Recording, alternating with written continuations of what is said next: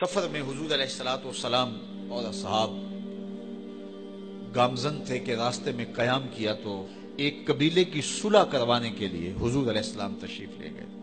وہاں کچھ تاخیر ہو گئی تو صحابہ نے حضرت ابوبکر صدیق کو کہا کہ حضور رک گئے ہیں تو نماز کا وقت جا رہا ہے، آپ نماز پڑھا دیجیے. تو حضرت ابوبکر صدیق رضی اللہ تعالیٰ عنہ مصلی پہ کھڑے ہو گئے. اب نماز شروع ہوگی، ادھر سے حضور بھی فارغ ہو گئے تو آقا کریم تشریف لائے.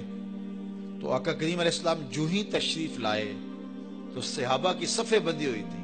حضور کو دیکھا، انہوں نے راستہ چھوڑ دیا.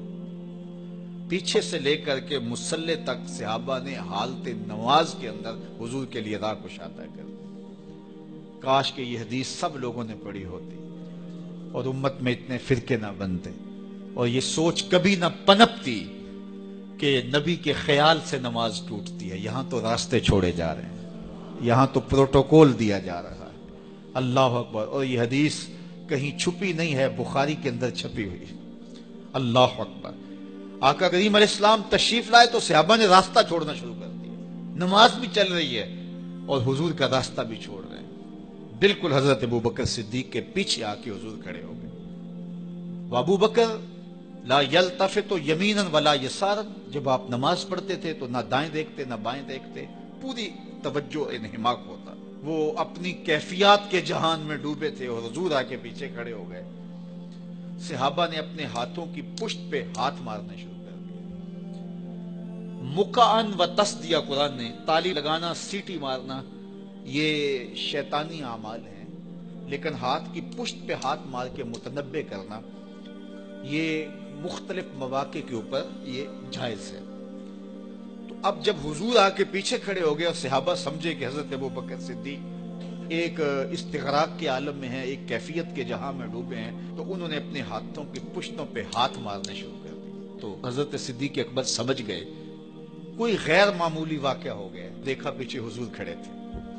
اللہ اکبر. تو حضرت صدیق اکبر مصلی سے سرک کے پیچھے آنے لگے تو آقا کریم نے اشارہ کیا، رکو نماز پڑھاؤ. سیدنا صدیق اکبر اس کے باوجود پیچھے آ گئے. کبھی ہوتا ہے حکم اور کبھی ادب آگے ہوتا ہے. اللہ اکبر. حضرت سیدنا علی المرتضیٰ رضی اللہ تعالی عنہ کو کہا نا حضور نے صلح حدیبیہ کے موقع پہ، صلح نامہ لکھوایا جا چکا تو لکھا یہ محمد رسول اللہ اور قریش کی جانب سے ہے. تو عروہ نے کہا اگر محمد رسول اللہ مان لیں ہم تو پھر لڑائی کس چیز کی ہے؟ تو اس لیے محمد رسول اللہ نہیں، محمد بن عبداللہ لکھا جائے. تو وہ اس بات پہ بضد ہو گئے اور اگر ایسا نہیں ہوتا تو معاہدہ ٹوٹ رہا تھا. تو حضور نے حضرت علی المرتضیٰ سے کہا کہ چلو رسول اللہ کا لفظ مٹا دو. عرض کی میں تو نہیں مٹاؤں گا، میں تو نہیں مٹاؤں گا، یہ نام میں تو نہیں مٹا سکتا. پھر حضور نے خود مٹایا. اب یہاں حضور نے کہا ابو بکر رکو، لیکن حضرت ابو بکر نہیں رکے، پیچھے آ گئے. اور پھر حضور خیر مصلی پہ گئے، نماز ہوئی، سلام پھرا. تو حضرت ابو بکر صدیق رضی اللہ تعالیٰ عنہ کو حضور نے کہا ابو بکر جب میں نے کہا تھا تم رکے رہو تو تم کیوں پیچھے آئے؟ تو سنو حضرت ابو بکر نے کیا جواب دیا رضی اللہ تعالیٰ عنہ. کروڑوں سلام، لاکھوں عقیدتوں اور نیاز مندیوں کے خراج ان کی چوکھٹ پہ. عرض کرنے لگے ما کان لابن ابی قحافہ ان یؤم رسول اللہ صلی اللہ علیہ وسلم. حضور ابو قحافہ کے بیٹے کی جرت کب ہوئی کہ رسول اللہ کے آگے کھڑا ہو کے نماز پڑھائے؟ یہ ابو قحافہ کے بیٹے کی ہمت کب ہوئی کہ رسول اللہ کے سامنے کھڑا ہو کے نماز پڑھائے؟ تو ادب پہلا کرینہ ہے محبت کے کرینوں میں.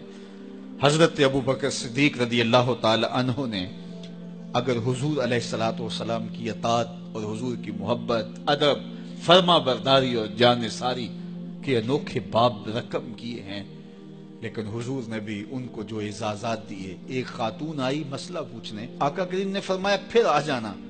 اس نے کہا پھر آؤں اور آپ نہ ملے؟ تو کہا میں نہ ملوں ابو بکر تو ملیں گے نا. اللہ اکبر. تو اپنے بعد اشارہ دے دیا ان کی طرف کہ میرے بعد میرا نائب ابو بکر ہے.